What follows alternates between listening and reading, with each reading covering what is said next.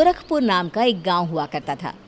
उस गांव में ज्यादा लोग नहीं रहते थे। उस गांव में एक गर्भवती विधवा औरत रहती थी। उस औरत का नाम कमला था। कमला अपने घर में अकेली रहती थी। उसके पति की सारी जायदाद उसके नाम हो गई थी, पर सभी गांव वाले उस औरत को मनहूस औरत समझा करते थे और सभी उससे नफरत किया करते थे। एक बार कमला राशन की दुकान पर खाने का सामान खरीदने जाती है।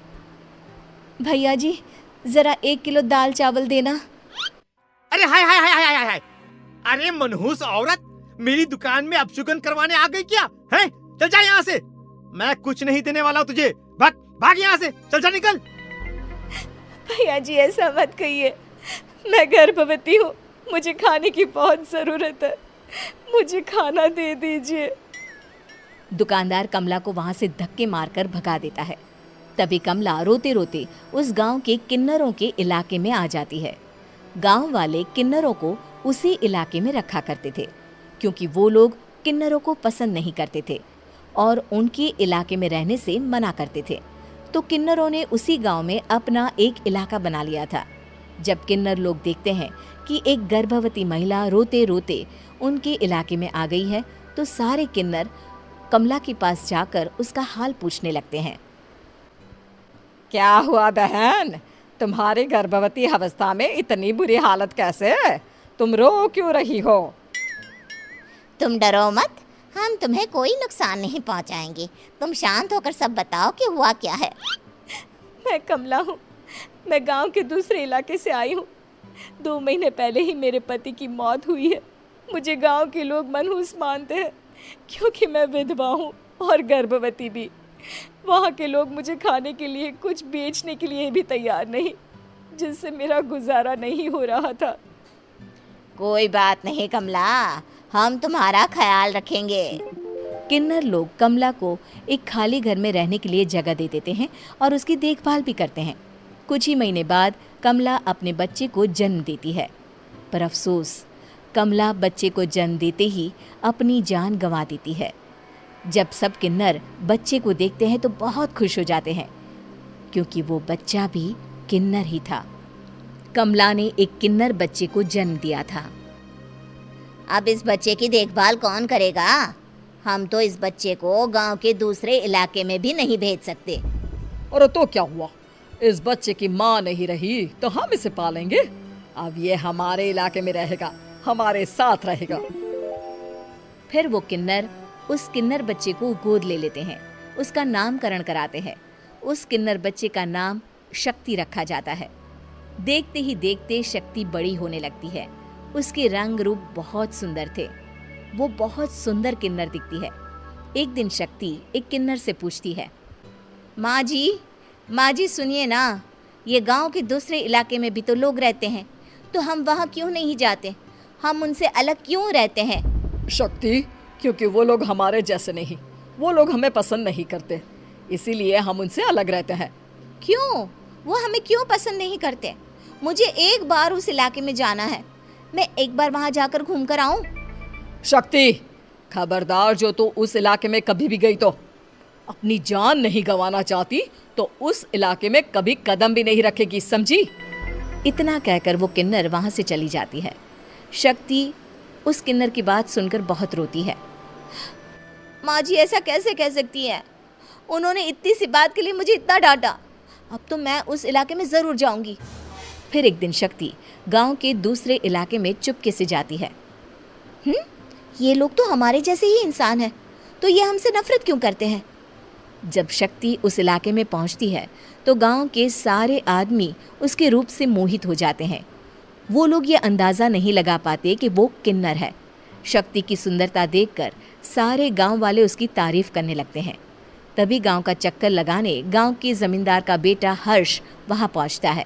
हर्ष भी दिखने में बहुत सुंदर होता है। जब हर्ष ने शक्ति को देखा तो वो भी उससे मोहित हो गया, और जब शक्ति की नज़र हर्ष पर पड़ी तो वो हर्ष को देखकर मोहित हो गई। आपको पहले कभी इस गांव में देखा नहीं। इस गांव में आप नए हैं क्या? जी नहीं, वो मैं बस। तभी शक्ति बोलते बोलते रुक जाती है और मन में सोचने लगती है, अगर मैंने इनको बता दिया कि मैं दूसरे इलाके से आई हूँ तो वो समझ जाएंगे कि मैं किन्नर हूँ। इसलिए मुझे इनसे झूठ ही बोलना पड़ेगा। शक्ति हर्ष को कहती है, जी हाँ, मैं इस गांव में नई आई हूँ, यहाँ अकेली रहती हूँ। वैसे आप कौन है? आप भी इसी गांव में रहते हैं? जी हाँ, मैं इस गांव के जमींदार का बेटा हूँ। आपको किसी भी चीज की जरूरत पड़े तो आप मुझे बता देना, मुझे अच्छा लगेगा। ऐसे ही शक्ति और हर्ष एक दूसरे से रोज मिलने लगते। वो दोनों अपने प्यार का इजहार करने एक दूसरे से मिलने जाते हैं। तभी शक्ति का पीछा करते करते एक किन्नर वहां आ जाती है। शक्ति, मैं तुमसे बहुत प्यार करता हूँ। मैं तुमसे शादी करना चाहता हूँ। क्या तुम मुझसे शादी करोगी? हाँ हर्ष, मैं तुमसे शादी करूँगी, पर मैं तुमको अपने बारे में एक सच्चाई बताना चाहती हूँ जो मैंने तुमसे छुपा कर रखी है। तभी उनके बीच में ही वो किन्नर आ जाती है। शक्ति, तेरी हिम्मत कैसे हुई ऐसा करने की? वो किन्नर शक्ति को खींचकर गांव के जमींदार के पास ले जाती है। हर्ष भी वहां शक्ति को बचाने के लिए पहुंच जाता है। जमींदार शक्ति और हर्ष के प्यार के बारे में सुनकर गुस्से में आ जाता है और शक्ति को गांव के बाहर निकालने की सजा देता है। शक्ति ये बात सहन नहीं कर पाती और कुएं में कूदकर अपनी जान दे देती है। जमींदार हर्ष की शादी गांव की एक लड़की से करवा देता है, पर हर्ष इस शादी से खुश नहीं होता। शक्ति अपना बदला लेने के लिए मरने के बाद किन्नर चुड़ैल बन जाती है। अब मैं इन गाँव वालों को नहीं छोड़ूंगी, अब इनसे मैं अपने प्यार का बदला लूंगी। किन्नर चुड़ैल गांव वालों को परेशान करना शुरू कर देती है। एक बार वो रात को गांव के खेतों में पहुंच जाती है और वहां आग लगा देती है। सारी फसल जल के राख हो जाती है।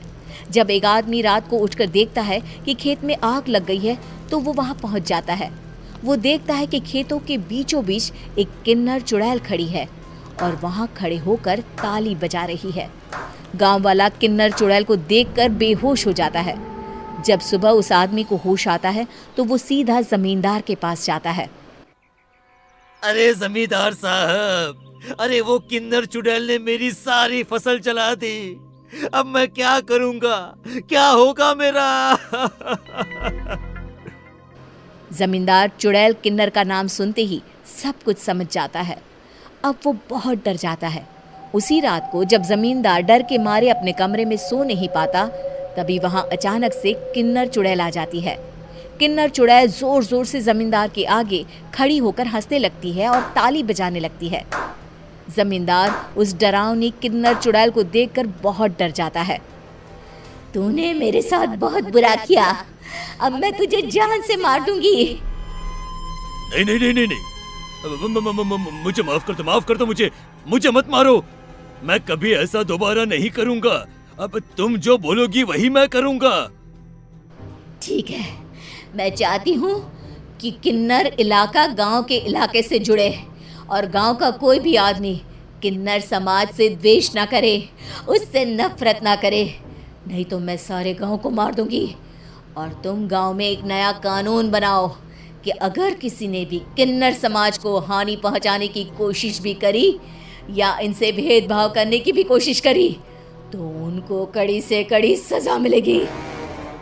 हाँ हाँ हाँ हाँ, मैं ऐसा ही करूंगा। तुम जो बोलोगी वो मैं करूंगा, पर मुझे जाने दो प्लीज। तब वो किन्नर चुड़ैल वहां से चली जाती है। गांव का जमींदार किन्नर चुड़ैल का कहा मानते हुए दोनों इलाकों को एक कर देता है और नया कानून भी लागू कर देता है। तब से वहां किन्नर समाज और बाकी गांव वाले शांतिपूर्वक रहने लगते हैं।